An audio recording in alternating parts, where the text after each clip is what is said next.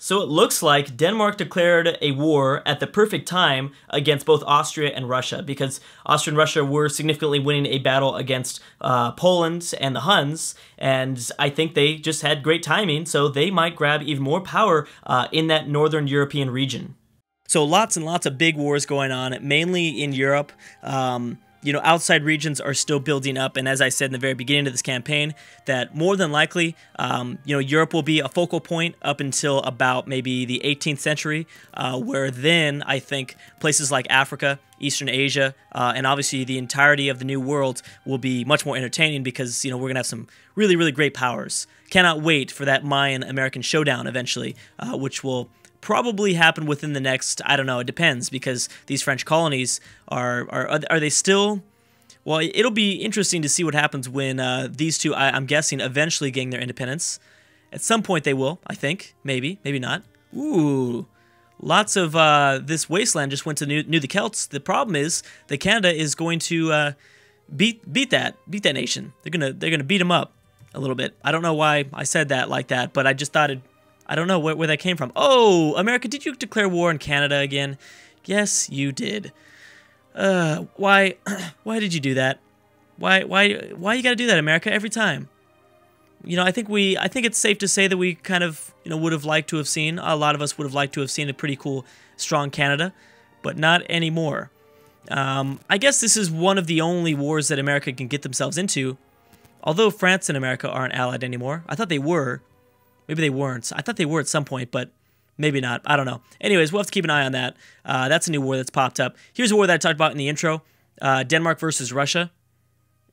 Russia still has not yet to peace out with Poland or the Huns. And Canada's at -18 war score with the Celts and their Celtic colonies.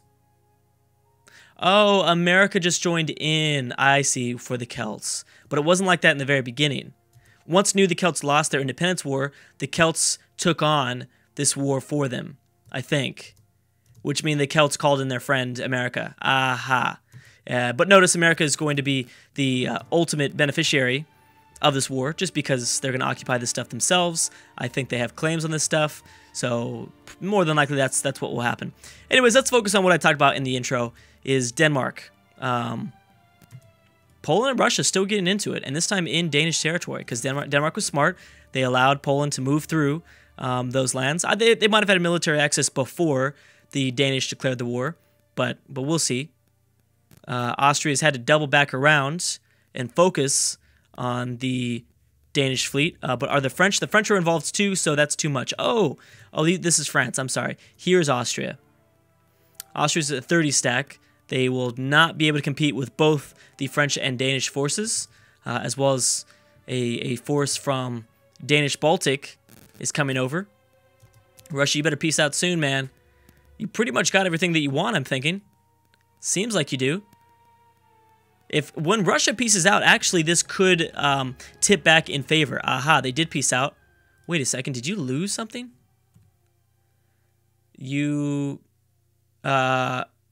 Russia considers this to be one of their cores. I am confused. What happened? It does. Yeah, they totally lost something. They lost something from Poland, I think. Or did they? I don't know. I'm confused. I thought it looked like they did, but maybe not. Maybe they grabbed this land here. Yeah. See, this is Polish. Well, that doesn't make it mean anything. It has been so many wars between these two nations that I can't see what happens. Anyways, I hope you guys know what happened, because I don't know. I wasn't paying attention. Obviously, the Huns lost lands, though. A whole bunch of lands. Yeah, so they kind of made up, Russia kind of made up for it there, back in the east against the Hunnic Empire. Persia is under siege, and as I said, oh, look, and now India has a border with Persia. So that truce is up, I believe. Oh, they're already at war. There you go. So that war just popped up. Very, very smart of India to do this. Now that the entire Persian Western Front is completely invaded by the Spaniards and the Venetians and the Assyrians, this is a perfect opportunity for India to grab more land. And they don't really have to do anything significant for it. I thought that if it was one-on-one Persia versus India, India should win either way. But now that obviously Persia has had its entire military obliterated, India should be able to do this quite easily. So there are significant powers growing, Assyria being one of them. It will be very interesting to see as Persia continues to be sort of crushed down. It'll be interesting how much power exactly comes out of Assyria. Okay, so did Denmark peace out? Denmark peaced out with Austria. Austria, I don't believe, lost anything, luckily for them. Yeah, Austria is just fine. So Russia did the right thing. Oh, but they did force them to annul that alliance. So Russia is only allied to Byzantium and Persia now, who technically is at war with India, but there's no way, there's absolutely no way that Russia is going to send over forces right now. Luckily, you know, now that it's just between Russia and Denmark and France, France isn't going to be able to play a major role in this, I don't believe, unless they send over naval ships, which I bet you France does. They probably do have a pretty big fleet in the Atlantic. They could easily, I think, send forces up through the North Sea and the Baltic Sea, but I don't think they will. Remember, France is kind of a global empire. They're dealing with colonies all around the world, so I don't think that they're going to care that much about this Danish war. Maybe they will. They don't even, well, okay, my theory was somewhat right before I found this French regiment, but they just decided to go straight through Polish territory. That's where I didn't expect them to do. So they must have, where did they get the military access from? Venice, Poland? They could have gone through Venice, Poland. They could have enforced Austria to give up military access. That's probably more than likely what happened, because they had a significant war score, I think, advantage over them. And since they didn't lose anything in terms of land, they probably took things like that, annul alliances and, you know, military access and stuff like that. So Russia is going to lose this, and Denmark will be able to expand its borders inside of the Baltic region. That would be entertaining to watch. Excuse me, to watch. How did Sweden get out and around the Huns like this? Oh, that's because Sweden used to have, that's right. They used to have control of this a long time ago. They lost a war, though, to the Huns. I see. And boom, we just happened to scroll over Persia to see the peace deal there. Wow. All right, so look at the amount of power Persia has lost over the past, like, maybe 2 or 3 wars against Assyria and their alliances. Assyria now only allied to Spain. Obviously, Spain calls in Venice, though. No, that's all they had back before, though, right? Well, they were allied to Poland, but I don't think they were. I think that was quite a few years ago, maybe a few decades ago. And this is India's opportunity. Now they don't really have to worry about the Assyrian alliance getting too close to their own occupations. They can just go crazy. Obviously, I don't believe... Wow, Persia still has... Is that a 53 stack that Persia still has? How is that even possible? Oh, well, Byzantium is in on that, 26,000. Yeah, Persia only has about 10,000, I believe. I believe that might be right. Now, what are the forts looking like here? They still need to grab one more fort, but Assyria hasn't pulled these guys back. There they go. When this fort falls, I think that will be pretty much the end of Persia. We'll see. Oh, whoa. All right, so we have the Zulu versus Egypt. I believe this is the Zulu trying to extend their territory, maybe in the subcontinent of India, possibly. Portugal over here. Zulu. Venice colonizing... wow, Eastern Ethiopia, that's insane. La Plata involved in another war, this time against Brazil. Actually, no, again against Brazil. Brazil's losing this by -17 war score. We've got India facing Persia, Byzantium, and Russia with 18 war score on their side. Canada losing this battle by a lot. Denmark's at 69 war score over Russia and Persia. England versus the Huns. Ooh, England may be trying to extend their English-Russian empire. The Iroquois versus Canada now. We might as well let the Iroquois join in, right? Sweden's going to pretty much eliminate the Netherlands here, I think. So let's go ahead and look at that. Let's look at the Scandinavian region. They don't have full occupation just yet, but Sweden will very soon. And yes, English-Russia, if they get troops up this way, will be able to have a pretty... I think they'll be able to win this war quite easily against the Huns. If they send over forces. I don't know if they will. They might not. Forgot about these two lands here that Persia still controls, and the Huns. They both, there's the what's it called? The border gore is just getting even more gorier. I thought it'd get better by now. Oh, I didn't realize that Morocco had broken apart. Wow, so Morocco just grabbed all this land back. And the Ashanti will now probably reform. Because remember, the Celts didn't have the forces to come and kind of deliver a significant blow against the rebels after they took over so much of the Ashanti territory. So that's too bad for the Celts. Yeah, Brazil I don't think is going to be able to win this. There's no way. Yeah, the Brazilian capital I believe is already under siege. Or it's close to being under siege. Yep, it's already occupied. So it doesn't even matter. How the Mayans doing? Mayans doing okay. America is yet to peace out. Canada's they're okay. I mean, it's not terrible. Canada's going to lose this. I don't know if they're going to be eliminated though. I think the Dutch will. Because I think the Dutch only have 4 provinces, right? Which is about that perfect little space of number of provinces, at least, that the AIs like to take. AIs love to take about 4 provinces or so. Ooh, some rebels had popped up. Byzantine separatists have risen up. That's interesting. Did they take away land? Oh, they did. Oh, I didn't even realize that. That was a significant amount of separatists to form up for only, taking away about 2. Maybe they took away a little bit more. Maybe 3 provinces, 2 or 3 provinces, something like that.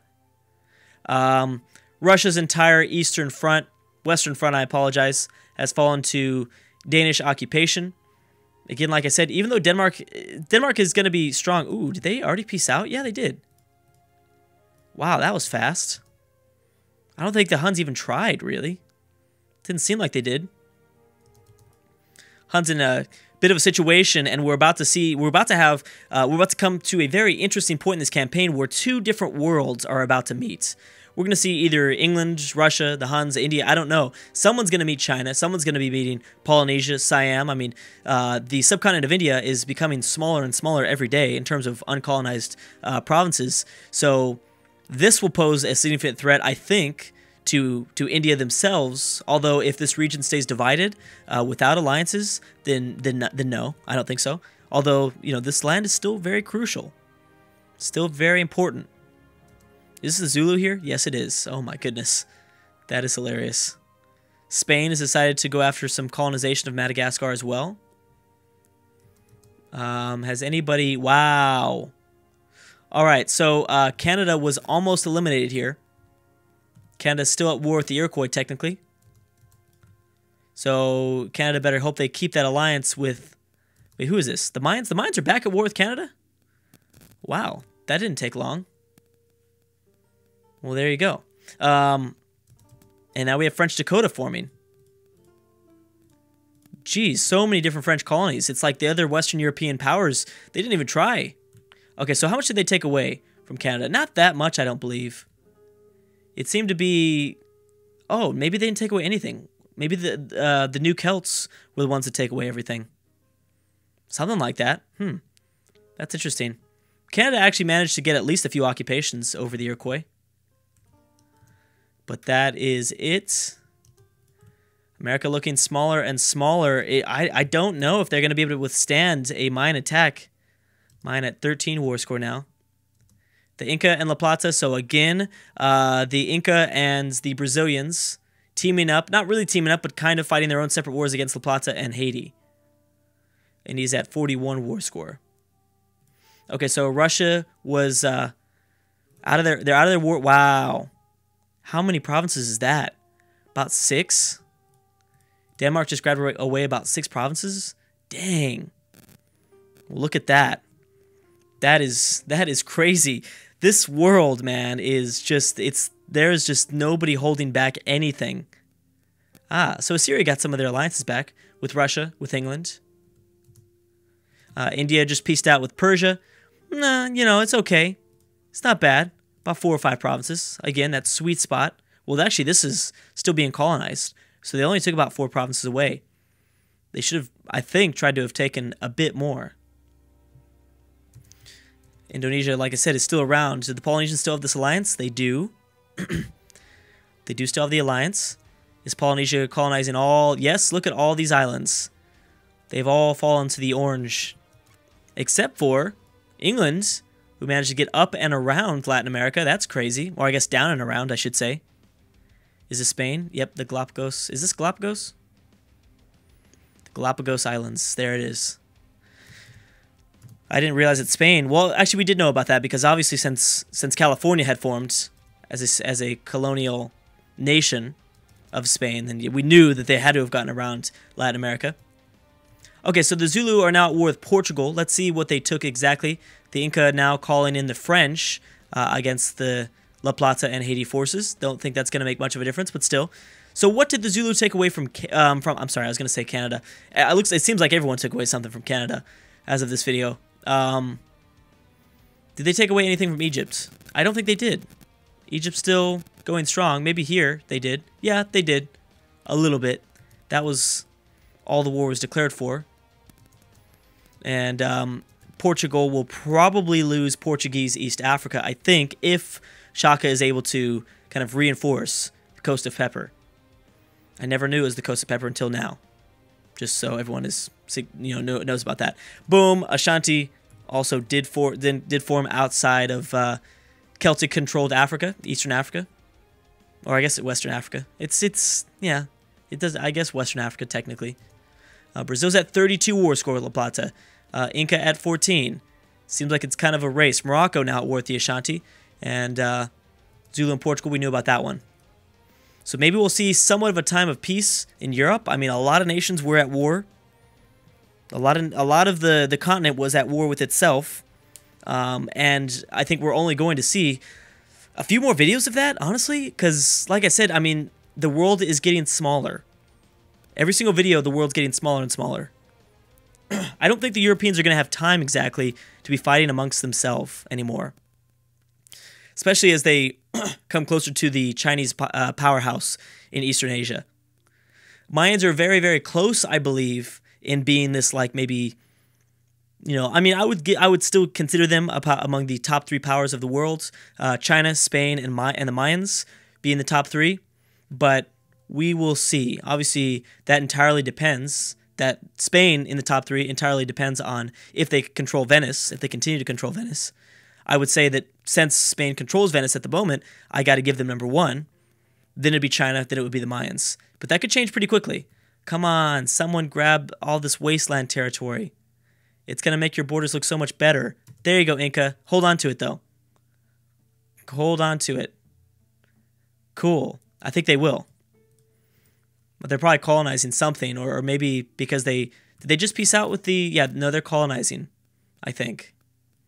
I don't know. But no one's peaced out with La Plata just yet. Oh, yeah, Brazil has. What did Brazil take? Ooh. Oh, Brazil took a nice chunk. A pretty good chunk right there. Well, there you go. Something to remember is that Brazil has no alliances, though. So no matter how big they get, they're going to be kind of screwed in Latin America just because the Inca don't like them. Obviously, La Plata and Haiti don't like them. Maybe they can form something with Spanish Colombia, but they really need them to kind of get their independence at some point, and no one's going to be getting their independence over Spain, I think, anytime soon. I mean, maybe California might have a slight advantage because they're so far away, but I don't know. Spain is pretty scary. Anyways, guys, I'm going to have to stop right there. Thank you so much for watching, and I will see you guys next time.